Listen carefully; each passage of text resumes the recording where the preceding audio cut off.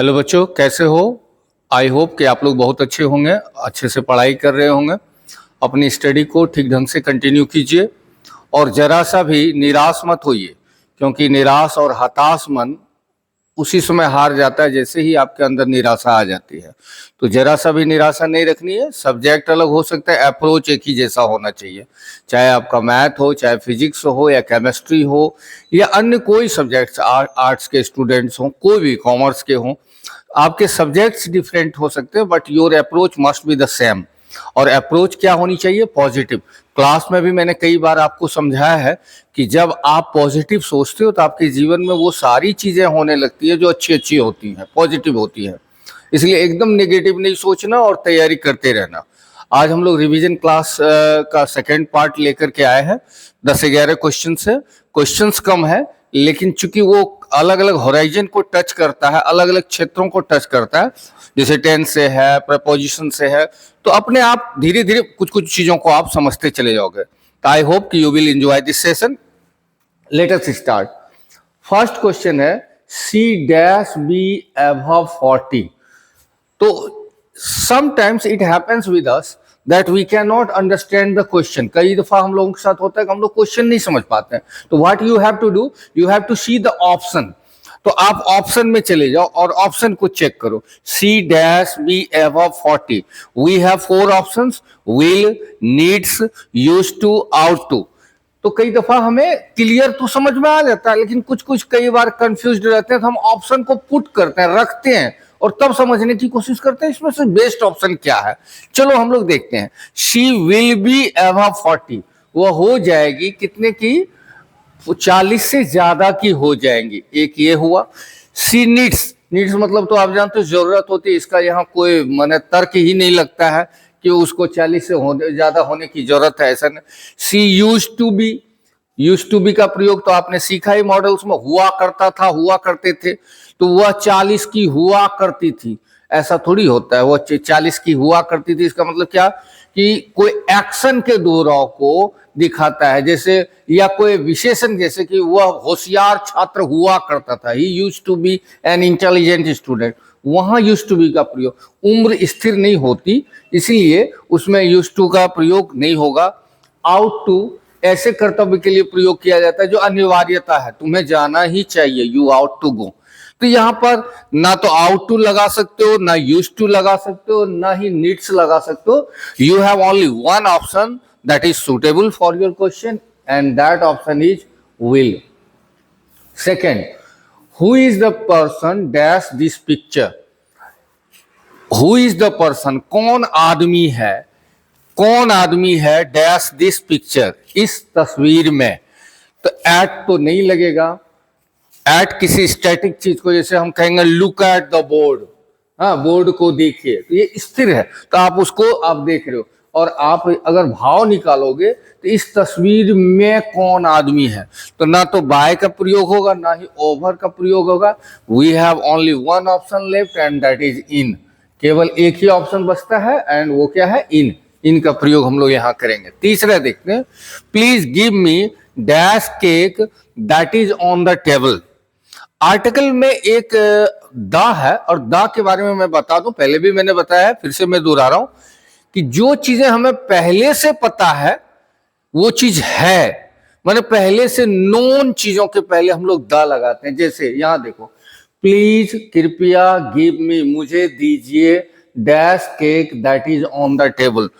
कृपया मुझे वो वाला केक दीजिए जो कहाँ रखा हुआ है? टेबल पर रखा हुआ है। यानी आपको पहले से पता है ये केक है जो कहाँ है? टेबल पर रखा है। ऐसे भी इम्फेसाइजेशन के लिए, यानी किसी बात पर जोर देने के लिए हम लोग द, जैसे ही is the boy who has won the first prize, वो वही लड़का है जिसने पहला पुरस्कार जीता है, यानी कि किसी को जोर देना। तो यहां पर आप कह रहे हो मुझे वो वाला केक दो जो कहाँ रखा हुआ? That is on the table. तो इसमें हम लोग दा का, किसी बात पर ज्यादा दबाव देने के लिए, ज्यादा जोर देने के लिए हम लोग दा का प्रयोग करते हैं। आगे है, choose the correct sentence. You have to pick out the correct sentence, and you have been given 4 options and you have to choose any one good answer. I do not like coffee, I know like coffee, I had no like coffee. I will no like coffee. Let me clarify. No के बाद कभी भी verb का प्रयोग नहीं किया जाता है। नो के बाद नाउन लगता है। No boy, no girl, no book, है ना, नाउन लगता है। लेकिन नो के बाद कभी भी आप वर्ब का प्रयोग नहीं कर सकते। यहां सब में नो के बाद क्या लगा है? लाइक। लाइक मतलब पसंद करना, यानी कि नो के बाद आप वर्ब का प्रयोग नहीं। You have only one option, that is the best one. I don't like coffee. मुझे क्या पसंद नहीं है? कॉफी पसंद नहीं है। तो your right answer is A, I don't like coffee. The next one, the teacher dash the lesson yesterday. आपको याद होगा, you might be remembering, once I had told you while I was giving you the class. एक बार जब मैं आपको class दे रहा था टेंथ से संबंधित, तो मैंने आपको एक बात बताई थी, और वो बात ये थी कि अगर पास्ट दर्शाने वाले शब्द दिए हों, पास्ट दर्शाने वाले शब्द जैसे yesterday, last month, last year, तो ऐसे सेंटेंस हमेशा सिंपल पास्ट में प्रयोग किए जाएंगे। हमेशा सिंपल पास्ट में प्रयोग किए जाएंगे। Let me repeat once again, हमेशा सिंपल पास्ट में प्रयोग किए जाएंगे। तो यहां पर हम देख रहे हैं, फिर से देखें, the teacher dash the lesson yesterday. We have four options, and those four options are teaches, taught, will teach, had taught. Teaches V5 simple present, taught V2 simple past, will teach future simple future, and had taught past perfect. Sometimes you ask me, sir, we become confused in recognizing the difference between V2 and V3. Sir, कई दफा हम लोग V2 और V3 के अंतर को पहचानने में कंफ्यूज हो जाते हैं। How shall we be able to जज that this is V2 and this is V3? हम कैसे जान पाएंगे कि ये V2 है और ये क्या है? V3 है। Let me clarify my children, मैं इसको क्लियर कर दूं। जब भी आप V2 लिखते हो तो V2 के पहले कोई सहायक क्रिया का प्रयोग नहीं होता, लेकिन V3 के पहले या तो हैज रहेगा, या हैव रहेगा, या हैड रहेगा, या शैल हैव, विल हैव रहेगा, हर हालत में। यानी V3, क्योंकि कुछ कुछ क्रियाओं के V2 रूप भी वही होते हैं जो V3 होता है, इसलिए कई दफा कंफ्यूजन तो होती ही है। जैसे सेड है तो सेड V2 भी और सेड V3 भी है। लेकिन अगर हमने हैज सेड कहा, हैव सेड कहा, विल हैव सेड कहा, या हैड सेड कहा, समझ जाओ वो V3 है। और केवल मैंने कहा आई सेड, तो वहां सेड क्या हो गया? V2। उसी तरह यहां पर टाउट क्या है? V2 है, और हैड टाउट तो V3 हो गया। और V2 केवल एकमात्र टेंस में, पूरे 12 टेंस में से एकमात्र टेंस है सिंपल पास्ट जिसमें हम लोग V2 का प्रयोग करते हैं। एक बार हम फिर से वापस उस मुद्दे पर लौटते हैं। हमने क्या कहा था कि अगर किसी सेंटेंस में यस्टरडे लगा हो, लास्ट मंथ लगा हो, लास्ट ईयर लगा हो, लास्ट ईयर, यस्टरडे, ये सारी चीजें लगा हो, तो वो हर हालत में क्या होगा? सिंपल पास्ट हो जाएगा। वो सिंपल पास्ट हो जाएगा। हमारा सही ऑप्शन क्या है? टॉट। अगला देखते हैं, कंबाइन द सेंटेंस। सेंटेंसेस को क्या करना है? कंबाइन करना। कंबाइन मतलब आपको दो अलग अलग वाक्य दिए गए हैं, सेंटेंस कनेक्टर्स या लिंकर्स, जो भी कह लो, कंजंक्शंस, इसका प्रयोग करके आप इन दोनों वाक्यों का क्या करें? युग्म जोड़ बना लें, एक साथ बना लें। सिंपल, दो अलग सिंपल वाक्यों को कॉम्प्लेक्स फॉर्म में बना देना है। तो देखते हैं क्या है। दो वाक्य हैं, एक है इट मे रेन और दूसरा है we will get wet. It may rain, बारिश हो सकती है, और दूसरा का वी विल गेट वेट, हम लोग भीग जाएंगे। एक है कि बारिश हो सकती है, हम लोग भीग जाएंगे। और कहा इन दोनों वाक्यों को जोड़ लीजिए और जोड़ करके क्या करना है? एक वाक्य बना लेना है। तो चलो देखते हैं। तो फिर मैंने क्या कहा शुरुआत में, कई दफा जैसे आपको क्वेश्चन कंफ्यूजिंग लगे, जंप टुवर्ड्स द ऑप्शंस, आप किधर की ओर कूद करके चले जाना? ऑप्शंस के। और ऑप्शन जैसे देखोगे, विश्वास मानो 4 में से 3 ऑप्शंस तो ऑकवर्ड रहता ही है, उल्टा पुल्टा, उठ पटांग, जो दिखने से ही, अगर आपने ठीक से पढ़ाई की है तो क्लास अच्छे से अटेंड किया है तो दिखने से ही लगता है ये तो बिल्कुल हो ही नहीं सकता, हर कीमत में ये ऑप्शन नहीं हो सकता। चलो देखते हैं, ज्यादा इसमें चर्चा क्या करना। If it will rain we get wet, पहला ऑप्शन है। आप याद करो, मैंने क्लास में जब आपको टेंस मैंने पढ़ाया था तो उसमें भी ये बात कही थी कि अगर एक कंडीशनल सेंटेंस हो, कंडीशनल यानी शर्त वाला हो, तो उसका इफ वाला या जो भी अनलेस अनटिल ये वाला पार्ट हमेशा सिंपल प्रेजेंट में बनाना, यानी इफ इट विल रेन ये हो ही नहीं सकता, ये गलत है, ये नहीं हो सकता। इसलिए पहला ऑप्शन तो गया, खत्म। दूसरा देखते हैं, had it rained we get wet. यद्यपि ये वाक्य सही है, लेकिन देखो क्या इसका मतलब हुआ। हैड इट रेन्ड, अगर बारिश हुई रहती या हुई होती तो हम लोग भीग जाते, जबकि यहां क्या है, बारिश हो सकती है और हम लोग भीग जाएंगे, यानी अभी हुई नहीं। तीसरा हम आते हैं, if it rains we will get wet. अभी कुछ देर पहले ही हम चर्चा कर रहे थे कि अगर आपका वाक्य क्या है, कंडीशन वाला, शर्त वाला है, इफ लगा है तो वो सिंपल प्रेजेंट में जाएगा। सिंपल प्रेजेंट मतलब सब्जेक्ट के साथ या तो V1 या तो V5, तो यहाँ इट के साथ रेंस लगा है और इफ है, इसका मतलब ये वाला हिस्सा यानी तीसरा ऑप्शन अपना सही है। लास्ट वाला भी देख लेते, if it may rain we will get wet. अगर ये बारिश हो सकती है, तो अगर लगा है और सकती है दोनों नहीं चलता, संभावना और कंडीशन दोनों एक साथ नहीं चलते। इसलिए सही जवाब जो है अपना सही जवाब क्या है, C number, if it rains we will get wet. अच्छा, अगला है, please be quiet, please be quiet, I dash my homework. कृपया शांत हो जाइए, कृपया शांत हो जाइए, आई डैश माई होमवर्क, मैं अपना होमवर्क क्या, तो अब देखते हैं, चलो देखते हैं इधर, आई इज डूइंग।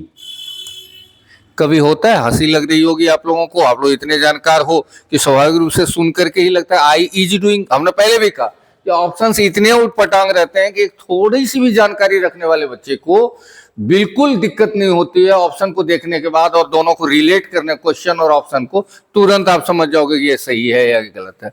दूसरा, विल डूइंग, आप जानते हो शाल विल के साथ कभी भी V1 का प्रयोग होता है। हाँ, शाल भी विल भी रहेगा तब भले कुछ हो सकता है भाई V4 लगा है, तो ये भी खत्म। आई के साथ आर होगा, कभी नहीं होगा, यानी कि you have only one option left and the option number 3, I am doing. Please be quite, कृपया शांत रहिए, मैं क्या कर रहा हूं, अपना होमवर्क कर रहा हूं, अपना होमवर्क बना रहा हूं। अगला देखते हैं, the cat is eating fish, इसको चेंज करना है पैसिव में। कितना इजी है, बच्चों जैसा। आपको मालूम है कि कैसे हम लोग इसको बनाते हैं, तो ऑब्जेक्ट को हम लोग आगे लेकर के जाएंगे, तो अपना ऑब्जेक्ट क्या है, फिश है, तो द फिश, इसको मैं बना रहा हूं, तो फिश को हम आगे ले गए, खाली फिश लिखो या द फिश भी लिख सकते हो, द फिश। उसके बाद किस टेंस में है, प्रेजेंट कंटिन्यूअस में है। प्रेजेंट कंटिन्यूअस में EJMR लगा करके, तो फिश के साथ तो इज लगेगा, EJMR लगा करके उसके साथ बीइंग लगाते हैं, द फिश इज बीइंग। और एज यू नो कि पैसिव में हमेशा V3 फॉर्म लगाना होता है, तो ईट का तीसरा फॉर्म हो गया ईटन, और लगा लो बाय, लास्ट में द कैट, जो सब्जेक्ट है वो पीछे चला जाएगा, by the cat, the fish is being eaten by the cat, ये हो गया।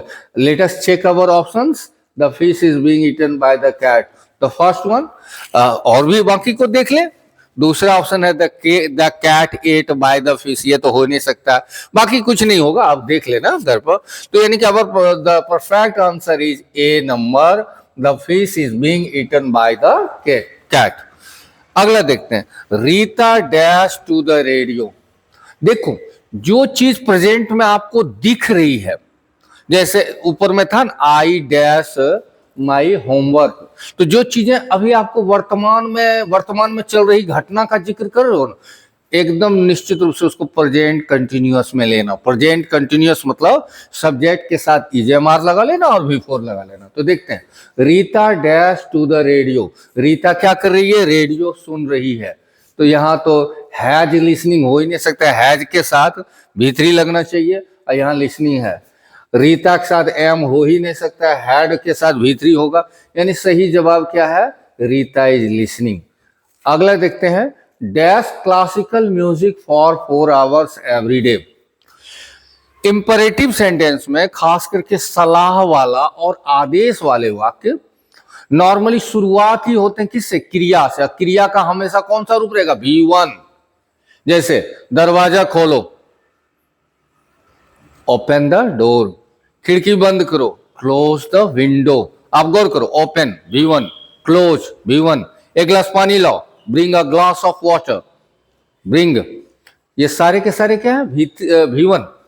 या सलाह दे रहे हो, गरीबों की सहायता करो, हेल्प द पुअर, बड़ों का सम्मान करो, रिस्पेक्ट द एल्डर्स। तो हेल्प हो गया, रिस्पेक्ट हो गया, ये सारे के सारे क्रिया के पहले रूप हैं। इसमें जहां भी है देखो क्या है, dash classical music for 4 hours every day. Practice करिए किसका, शास्त्रीय संगीत का 4 घंटे प्रतिदिन। इसमें जहां V1 है उसको चुन लो ना, ज्यादा दिमाग नहीं लगाना। Practice classical music for 4 hours every day. Last में है, the mother said in a corner, माँ बैठी हुई थी कहाँ, कोने में, डैश हर सन टेक हिज बेबी स्टेप, अपने बच्चे को क्या देखते हुए बैठी हुई थी, क्या करते हुए देख रही थी वो, अपने बच्चे को क्या करते हुए, बेबी स्टेप्स, यानी जो बच्चा ने चलना शुरू करता है, गिरता है, उठता है, उसको हम लोग बेबी स्टेप्स कहते हैं। यानी आपने भी ग्रामर में जब आर्टिकल सीखा होगा या बाकी जो चैप्टर्स के शुरुआती है उसको हम लोग अंग्रेजी में बेबी स्टेप्स यानी शुरुआती कदम जो होता है। तो माँ किसको देख रही थी, अपने बच्चे को जो छोटे छोटे कदम उठाते हुए देख रही थी। तो जब देख रही थी तो वो कंटिन्यूअस फॉर्म में था, इसलिए सही जवाब है यहाँ वॉचिंग। इसमें इजे मार्क का कोई जरूरी नहीं, कई दफा ऐसे भी प्रयोग होते हैं जिरेंट के फॉर्म में भी। तो आई होप कि आपने ये सारी चीजों को समझ लिया। अगले क्लास में फिर से रिवीजन क्लास जाएगा, और रिवीजन क्लास को खुद से बनाना, ये नहीं कि मैंने हमने बना दिया और आप सत्यनारायण प्रभु की कथा सुन करके बैठे हुए हो। आपको खुद से you will have to try yourself. देखो मैंने क्लास में भी कई बार कही कि भैया मैं तो आग हूं, अब आपको तय करना कि आप पेट्रोल हो या पानी हो, आप मेरी आग को बुझा दोगे या उसको धधकाओगे, यानी आप कितनी मेहनत करके मुझे कोऑपरेट करना चाह रहे हो और मेरे और आपके मेहनत को मल्टीप्लाई करोगे, या धीरे धीरे कछुआ गति से। और अब कछुआ गति से चलने का मतलब है पैर पर कुल्हाड़ी पटक लेना। इसलिए आपको you will have to be little bit careful and be alert. You will have to pull up your socks and be ready for your final examinations. आपको फाइनल एग्जामिनेशन के लिए एकदम रेडी हो जाना है। Thanks all of you for watching this video.